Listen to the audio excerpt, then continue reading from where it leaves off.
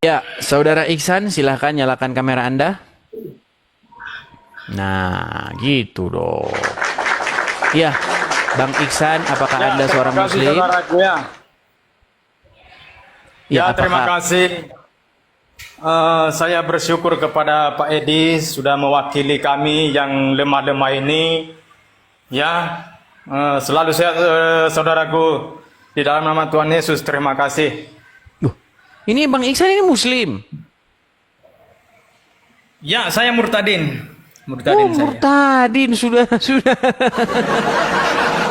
Bagaimana jalan ceritanya Anda itu meninggalkan agama Islam? Ya, mungkin agak lama ya. Karena pada waktu itu saya selalu berdoa itu dengan bahasa Arab.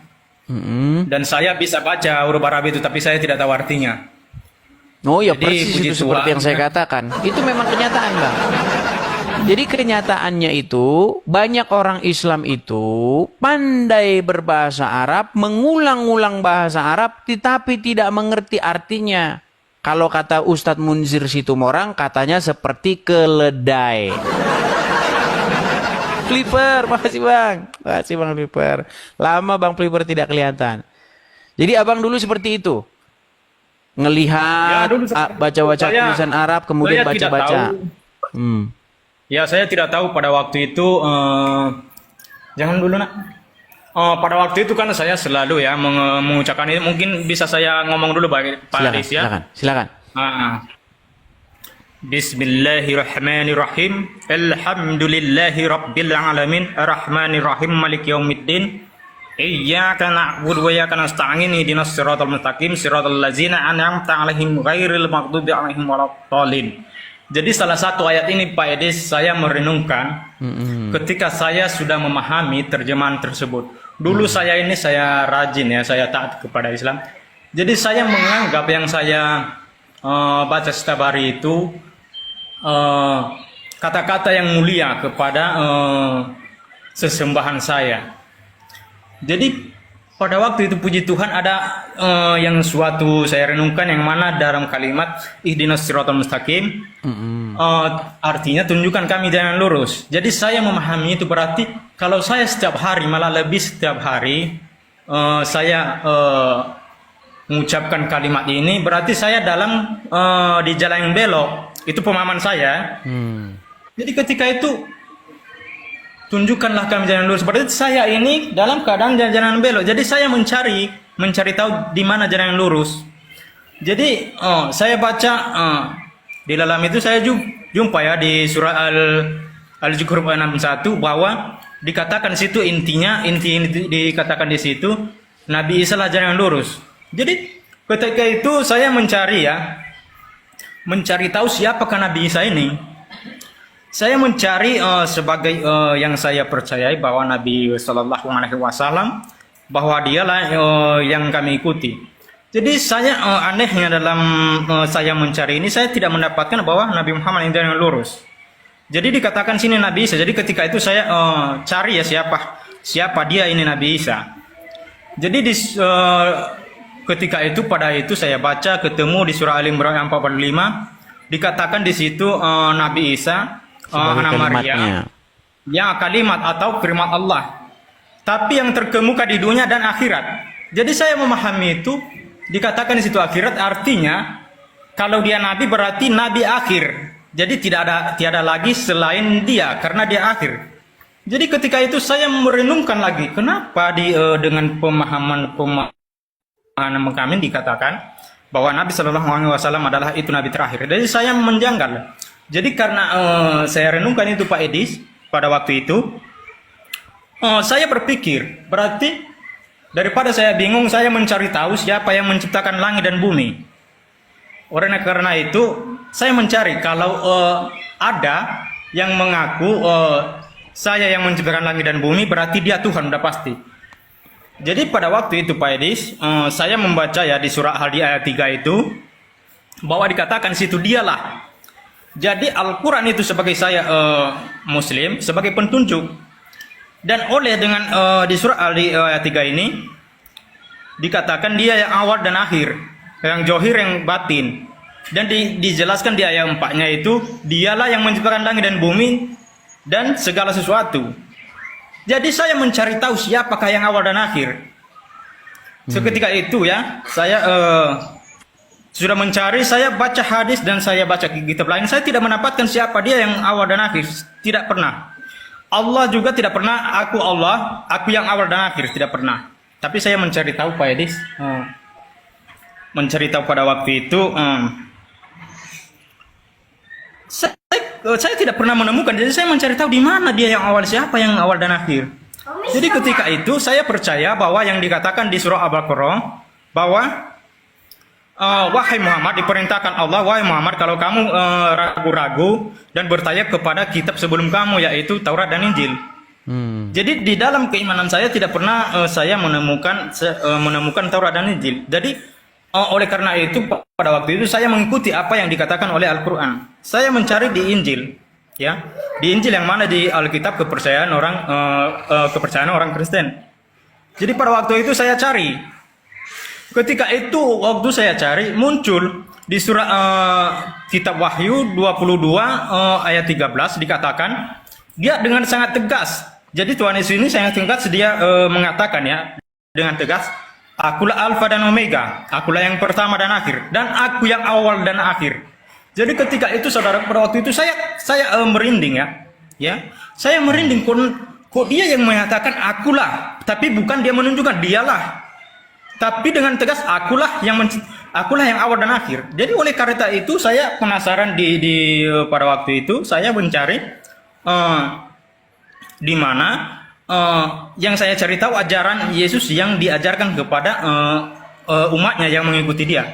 Jadi pada waktu itu saya mencari tahu itu, saya menemukan ajaran yang sangat mulia Pak Edis di surah Matius 5 ayat 44 bahwa kasihilah musuhmu dan berdoa kepada siapa yang menganiaya kamu. Jadi waktu saya temukan ajaran itu Pak Edis, jadi saya mau kaget di situ. Ini tidak pernah di ajaran saya, tidak pernah saya mendengar ajaran seperti ini. Jadi oleh karena itu saya mencari bagaimana dan ini saya karena saya mencari tahu semua. Jadi Yesus ini sehingga nanti di surah Al-Zukhruf ayat 61 dikatakan situ Nabi Isa adalah jalan lurus. Tapi Yesus mengatakan bahwa akulah jalan kebenaran dan hidup. Jadi saya waktu itu saya sampai berdebat kepada keluarga saya Pak Edi sama mama saya sering sampai mama saya dibilang kau itu harus tahu, kau tanya sama Pak Ustadz, nggak boleh kau menafsirkan sendiri. Itu mungkin kamu salah memahami. Dan saya ikuti apa kata mama saya dan saya bertanya kepada guru. Cuman memang Pak Ustadz saya bertanya itu tidak pernah memuaskan, tidak sesuai dengan dalil yang saya pertanyakan sama dia. Cuman saya gitulah ya. Karena ada perasaan saya iya-iyakan aja. Jadi oleh karena itu saya ini Pak Edis kritis. Saya mencari tahu dan saya banyak ajaran-ajaran Tuhan Yesus yang sangat mulia di dalam itu. Dan pada waktu itu Pak Edis ada sekitar 2 tahun lebih ya. Tiba-tiba saya karena tidak percaya keluarga saya kepada saya, diam-diam saya kepada keluarga saya pergi dan merantau. Jadi dalam niat saya itu saya mencari gereja untuk percaya kepada Tuhan Yesus, bahwa Tuhan Yesus itu dialah Tuhan yang benar. Jadi pada waktu itu Pak Edis saya mendatangi gereja Pak Edis, saya cari gereja terdekat dan ya puji Tuhan pada waktu itu ya ada ketemu sama pendeta dan dibilangnya pada waktu itu saya pada waktu di pintu gereja itu ada seorang ibu-ibu dan saya tanya ada pendeta nggak Bu? Jadi pada waktu itu ibu itu ya sangat baik dan menerima, dipanggilnya lah seorang Pak Pendeta dan dia tanya kepada saya kenapa. Saya bilang sama dia, Pak saya mau dibaptis. Jadi Pak Pendetanya baik, dikasih saya duduk dan ditanya kenapa kamu mau minta dibaptis, emangnya Bapak belum pernah dibaptis. Saya bilang sama dia, saya ini Pak belum pernah dibaptis ya. Karena saya ini Islam. Jadi saya bilang Islam, langsung kaget Pak Pendetanya ini. Jadi kaget, dia berceritalah kenapa dan saya jelaskan bahwa saya mengikuti Tuhan Yesus ini dengan sungguh-sungguh dan saya sudah mencari tahu dia siapa dan saya percaya bahwa dialah Tuhan yang benar.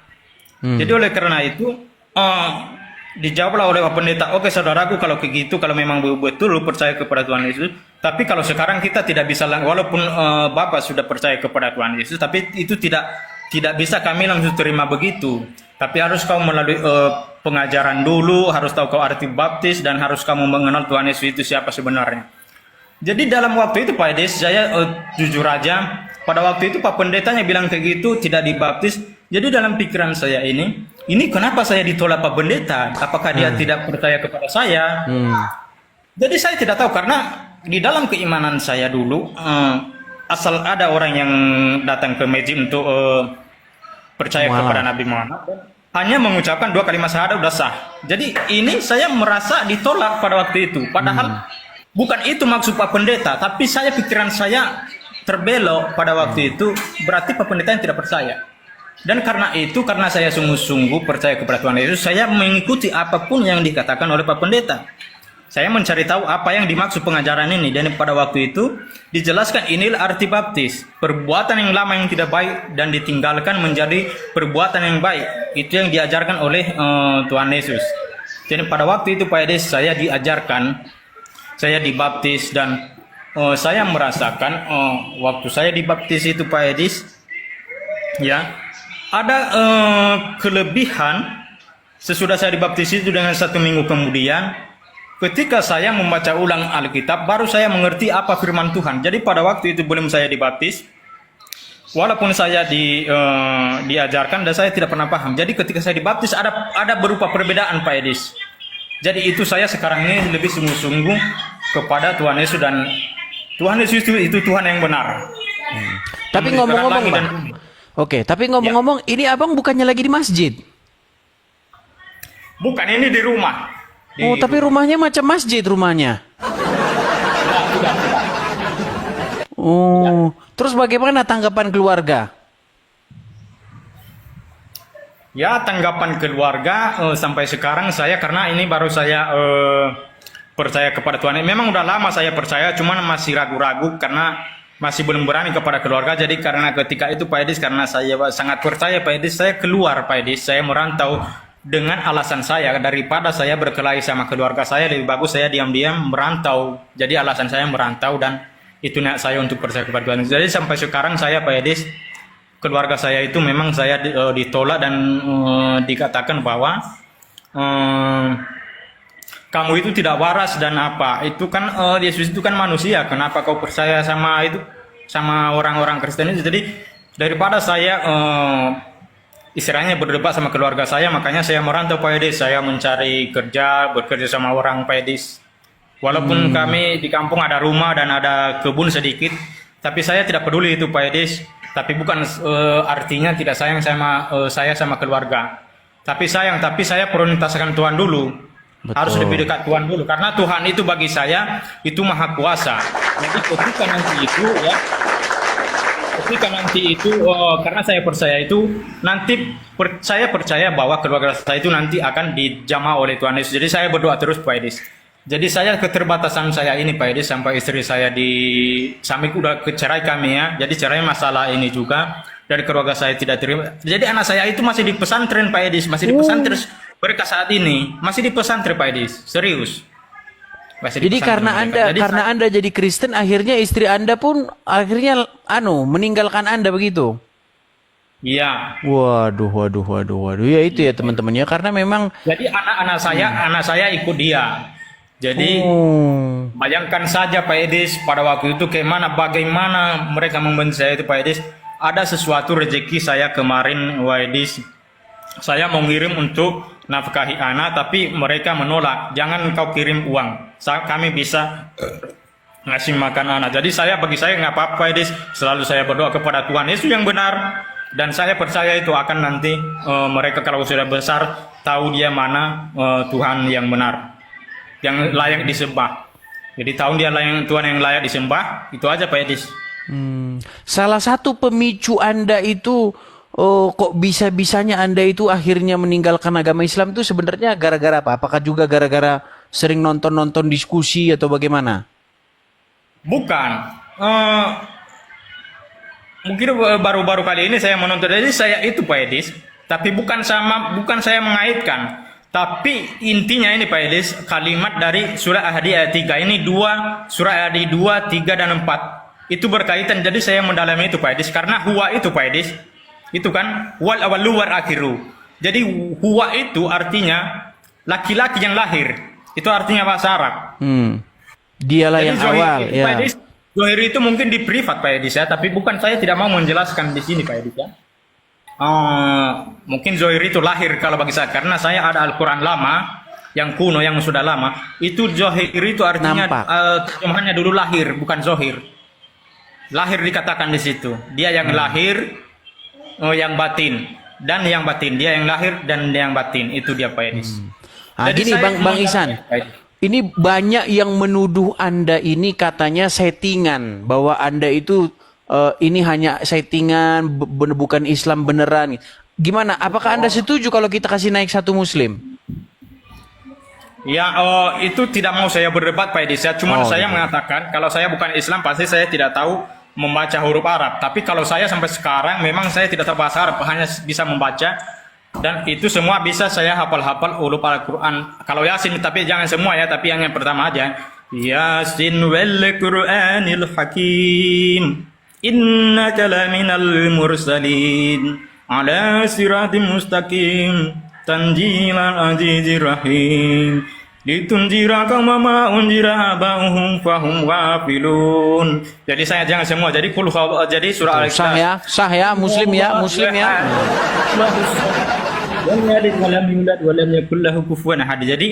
Jadi at-tahiyatul ini Pak Edis. Jadi ketika saya menunjukkan jari ini Pak Edis, at-tahiyatul mubarakatus salawatu taibatu lillah, assalamu alayka ayyuhan nabi wa rahmatullahi wa barakatuh, assalamu alayna wa rahmatullahi wa barakatuh. Jadi ketika saya mengucapkan asyhadu alla gini Pak Edis ya. Jadi pas menunjuk itu kayak gini dia Pak Edis. Asyhadu alla ilaha illallah. Jadi pada illallah itu menunjuk. Jadi saya memahami itu bahwa tiada Tuhan selain Tuhan di Mekah, itu saya memahami itu. Saya menunjuk Tuhan di Mekah. Karena di Al-Quran itu diperintahkan Muhammad untuk menyembah Tuhan di negeri Mekah. Jadi ketika saya at-tahiyatul, jadi saya la ilaha illallah. Jadi tidak ada Tuhan selain Tuhan di Mekah, itu makanya ditunjuk. Jadi kalau bukan Tuhan di Mekah, karena Tuhan itu berada di asri, di atas. Ketika saya la ilaha illallah, pasti ke gini tangan saya. Tapi pada waktu itu saya menunjukkan arah ke depan, arah ke kiblat. Jadi Tuhan itu menunjukkan dia di situ. Itu saya memahami, tapi bukan saya mengucap sini. Terima kasih. Oh, iya. Berarti sekarang ini Anda akhirnya malah ditinggalkan istri Anda, ya. Anak-anak Anda pun akhirnya malah juga ikut kepada istri-istri ya. Ya inilah memang ya teman-temannya jalan ya, hidup. Mungkin saya kalau ayat sholat Pak Edis ya ketika Allahu Akbar kabira walhamdulillahi katsira wa subhanallahi bukratan wa asila. Inni wajjahtu wajhiya lillazi fatara samawati wa ardi hanifan minal wa ma ana musyrikin. Inna sholati wa nusuki wa mahyaya wa mamati lillahi rabbil alamin. Jadi itu jangan sampai selesai ya. Jadi pokoknya ada bukti untuk bahwa kalau mereka tidak settingan, saya tidak mungkin tahu bahasa saya ini. Saya tidak ada membaca-baca di sini, tidak ada. Tapi saya hafal di kepala saya, udah hafal semua. Iya, karena memang begitu Bang. Karena kalau tandanya orang Islam itu, memang menurut orang-orang Islam haruslah bisa atau mengucapkan huruf-huruf Arab. Ya, memang seperti itu. Dan iya memang seperti itu ya teman-temannya, jalan hidup itu memang seperti itu. Banyak juga orang-orang Islam yang lain ya yang meninggalkan Islam akhirnya memang menanggung hal-hal seperti yang Anda tanggung sekarang ini seperti itu. Banyak cerita-cerita Muslim yang lain yang juga seperti itu. Akibat dia meninggalkan Islam, akhirnya apa? Dia meninggalkan keluarganya dan lain sebagainya seperti itu. Ya itulah jalan hidup ya Bang ya. Lalu bagaimana ini pendapat Anda tentang diskusi-diskusi lintas iman yang ada di sosial media? Ya, saya bangga. Saya bangga kepada penjelasan dari orang itu Kristen. Jadi ketika mereka sering menjawab kepada saudara saya anggap memang saudara saya ya. Jadi selalu mereka tidak bisa untuk menjawab. Jadi itu jadi ketika mereka tidak bisa menjawab itu, saya lebih jadi iman saya lebih kuat kepada Tuhan Yesus yang bahwa Kristen itu benar. Jadi ada dalil semua lengkap. Jadi Alkitab itu semua bisa menjawab dengan segala apapun yang pertanyaan bisa dijawab dengan hanya Alkitab saja. Jadi itu kelebihan untuk sebagai menguatkan iman saya, itu aja sih. Iya, kalau orang Islam memang fakta dan kenyataannya ketika mereka saya tanya apakah Al-Qur'an itu lengkap, mereka bilang lengkap. Tapi ketika menjelaskan agama Islam, Qur'annya nggak dipakai. Iya, mereka malah pakai buku-buku lain, buku syekh ini, kitab syekh ini, karangan ulama ini, buku karangan begini menurut kitab imam ini. Makanya saya heran, Bang. Ya kan? Di mulut berkata Al-Qur'an adalah kitab yang lengkap dan sempurna, tetapi pada prakteknya kitabnya itu tidak dipakai untuk menjelaskan agama Islam. Malah menggunakan kitab-kitab lain. Nah, itulah yang terjadi di tengah-tengah umat Islam. Seperti itu. Makanya memang kalau dipikir dalam-dalam, makanya saya pernah melakukan tantangan itu, Bang. Kalau ada orang Islam yang bisa membuktikan dia percaya Al-Quran, saya lompat dari Monas, saya bilang. Gitu. Dan banyak hal-hal lain gitu, Bang. Jadi misalnya seperti sunat begitu. Apakah Anda percaya bahwasanya Al-Quran menjelaskan segala sesuatu? Dia bilang, iya. Kalau begitu tolong tunjukkan apa fungsinya sunat. Nggak percaya dia kalau Al-Quran menjelaskan tentang sunat. Nggak percaya. Tidak ada orang Islam yang percaya bahwa Al-Quran menjelaskan fungsi dan kegunaan sunat. Mereka pasti bilang, oh itu untuk kebersihan atau bersuci katanya. Di mana dalam Al-Quran bersuci itu sunat? Nggak ada. Ada sebuah riwayat atau sebuah informasi bahwa Ibrahim itu bersunat. Begitu. Jadi kalau memang kita ikuti narasi mereka memang seperti itu, Bang. Ya, artinya Abang sudah meninggalkan agama Islam, itu sudah satu satu perpindahan lah dari kesesatan menuju jalan yang benar, seperti itu. Karena banyak orang di luar sana beragama itu hanya ikut-ikutan, Bang, tanpa pernah membandingkan, tanpa pernah mempelajari, seperti itu. Seperti orang yang diberi uang palsu. Orang yang menyimpan uang palsu, dia tidak pernah sadar bahwa uangnya palsu karena dia tidak pernah membandingkan dengan yang aslinya, seperti itu. Yeah. Nah, Bang, saya itu sudah menghabiskan waktu belasan tahun untuk membandingkan Al-Quran dengan Injil, dengan Taurat. Saya bandingkan. Nah, ketika saya bandingkan, oh begini. Nah, saya melihat Al-Quran itu seperti kitab yang lepas-lepas begitu halamannya. Begini, lompat ke sini begitu. Di dalam Taurat diceritakan bagaimana Abraham itu sunat.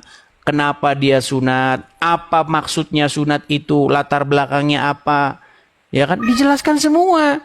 Tetapi ketika saya baca Quran, sampai botak kepala saya tidak temukan ada Ibrahim sunat di Quran. Tidak ada. Lalu orang Islam berkata, Ibrahim itu sunat, katanya. Di Quran mana Ibrahim sunat? Oh, bukan di Quran, di kitab ini. Katanya Quran lengkap, sempurna. Ya memang kadang-kadang omongan itu hanya sekedar di mulut saja begitu. Karena memang provokasi yang sudah diucapkan terus-menerus akhirnya dipercaya oleh banyak orang. Walaupun orang itu tidak pernah memeriksanya, seperti itu, Bang.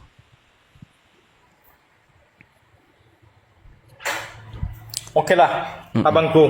Oke. Saya wakilin kami ya, nanti saya dukung nanti saya cari nanti profil abang dan nanti saya dukung ya. Terima kasih Bang Iksan. Oke, Bang Iksan, selamat malam. Kita berikan kesempatan kepada Muslim yang lain ya, Bang ya. Ya, turunkan. Baik, terima kasih Bang Iksan. Terima kasih mewakili kami.